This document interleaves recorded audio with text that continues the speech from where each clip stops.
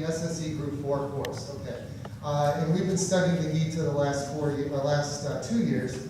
And what we wanted to do this year was express to you all how the Gita has changed each of our lives. Okay, so we were someone before we started studying the Gita, and hopefully the Gita has had some kind of a positive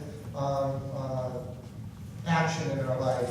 So what each of the Group 4 students are going to speak about today as pairs is an example of how applying the teachings of Krishna in their own lives has changed their lives. And I thought that would be a nice way to introduce all of them as well as what they've learned.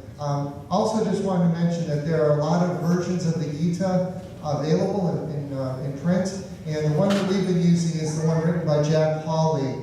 And Jack is a devotee of Sai Baba. And this particular version, which is the Gita, a walkthrough for Westerners, was the book that we chose for the class because, number one, it's written in English, so that means I can understand it.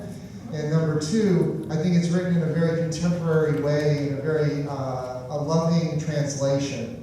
And this is the textbook that we've been using. So with that, I'm going to turn it over to my Group 4 students, and we'll start with our first group. Thank you.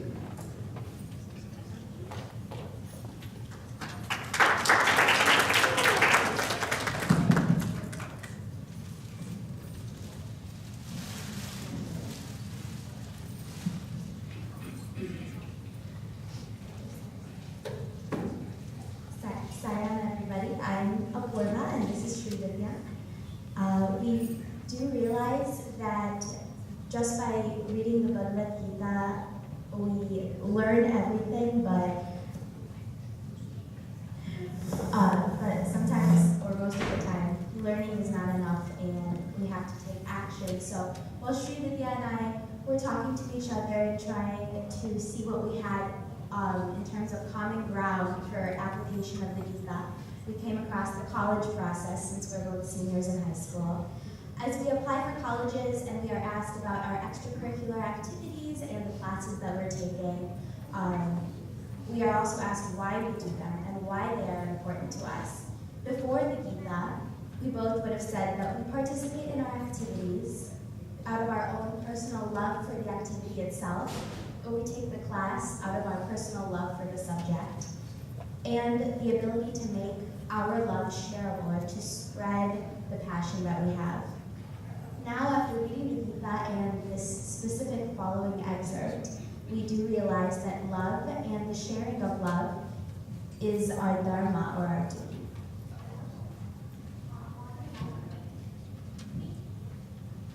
And do not think, Arjuna, old comrade, that it would be easier to abandon your present responsibilities. One's duty in life is one's dharma. This essentially means that you have to live by your inner truth rather than your selfish desires. One must do one's duty.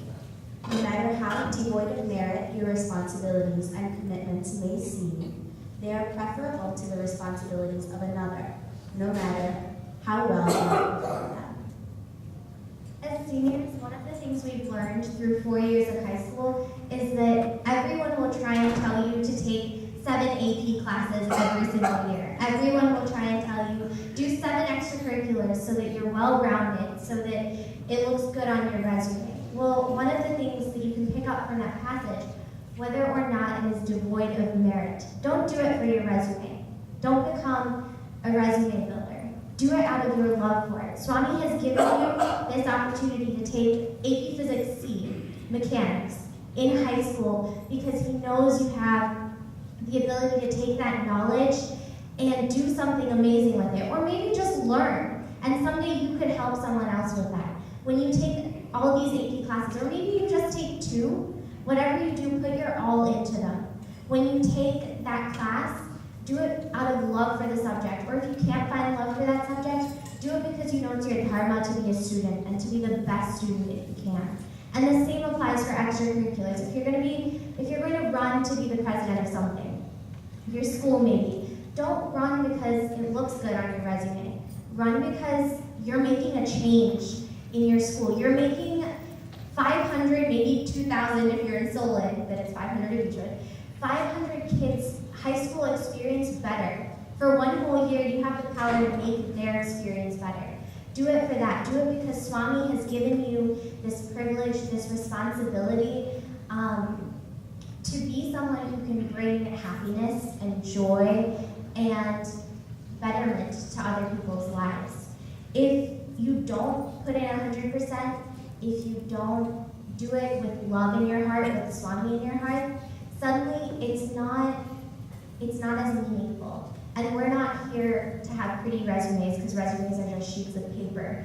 We're here to make changes in people's lives. We're here to make impacts. And that's what we both picked up from